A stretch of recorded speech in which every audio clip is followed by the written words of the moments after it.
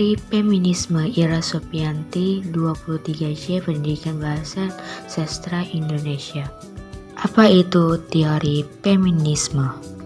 Feminisme berasal dari kata feminim. Dalam bahasa Prancis adalah sebuah kata sifat yang berarti kewanitaan atau untuk menunjukkan sifat perempuan. Feminisme merupakan aliran pergerakan wanita yang memperjuangkan hak-hak perempuan.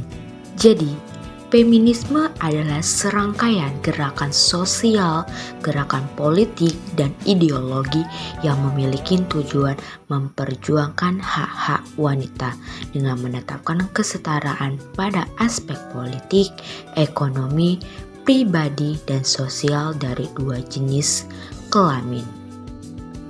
Nah, pada video kali ini saya akan membahas keterkaitan penerapan teori feminisme pada novel Perempuan di Titik Nol karya Nawal Elsa Dawi yang diterjemahkan oleh Amir Sutarga. Sinopsis novel Perempuan di Titik Nol. Dari belakang sel penjara, Firdaus yang divonis hukuman gantung karena telah membunuh Germo mengisahkan lika-liku kehidupannya sejak kecil di desa hingga ia menjadi pelacur kelas atas di kota Kairo, Mesir. Ia menyambut gembira hukuman gantung itu. Bahkan dengan tegas ia menolak gerasi dari presiden yang diusulkan oleh dokter penjara. Menurut Firdaus, vonis itu salah satunya jalan menuju kebenaran sejati. Ironis, lewat pelacur ini kita justru bisa menguak kebobrokan yang didominasi oleh kaum laki-laki. Sebuah kritik sosial yang keras dan pedas. Novel ini didasarkan oleh kisah nyata dan ditulis oleh Nawal El-Sawadi, seorang feminis dari Mesir dengan reputasi internasional. Pusaran kekerasan dan pelecehan seksual. Sebagai petani miskin dengan alat produksi yang apa adanya, Firdaus harus merasakan ketertindasan di dua kelas atau double oppression. Di dalam keluarga, ia dieksploitasi tenaga, tubuh, dan seksualnya. Untuk kemaslahatan keluarga misalnya, ia harus dijodohkan dan ditukar dengan mahar yang mahal. Ia mengalami pelecehan dan kekerasan di dalam pernikahannya, dan jauh sebelum itu ia telah menjadi korban pelecehan seksual oleh pamannya sendiri. Firdaus, wajah kesengsaraan subordinasi.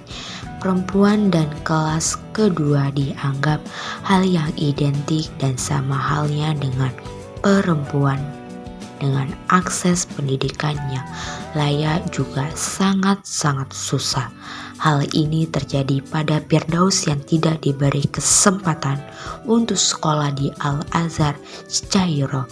Artinya penindasan yang dialami oleh Firdaus tidak hanya didasari oleh patriarki yang melahirkan ketimpangan gender, tapi juga ada sistem yang lebih besar yang juga ikut adil dalam memelihara patriarki di dalam suatu negara sampai pada titik terkecil, yaitu keluarga.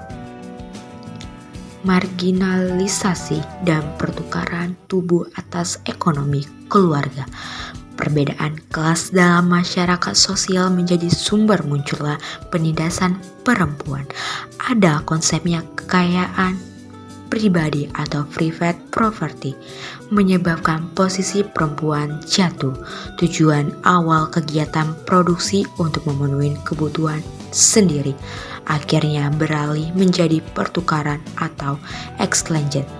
Perempuan yang dikategorikan atau diperlakukan layaknya properti yang kapan saja bisa diperjualbelikan melalui pernikahan. Perempuan dengan kategori-kategori yang dibangun di dalam mitos-mitos patriarki, salah satunya adalah penurut, dengan menggambarkan Firdaus adalah properti atau benda atau buruh rumah tangga yang akan menurutin apa saja kemauan sang majikan karena telah ditukar dengan sejumlah mahar dari seorang pensiunan yang kaya. Terima kasih.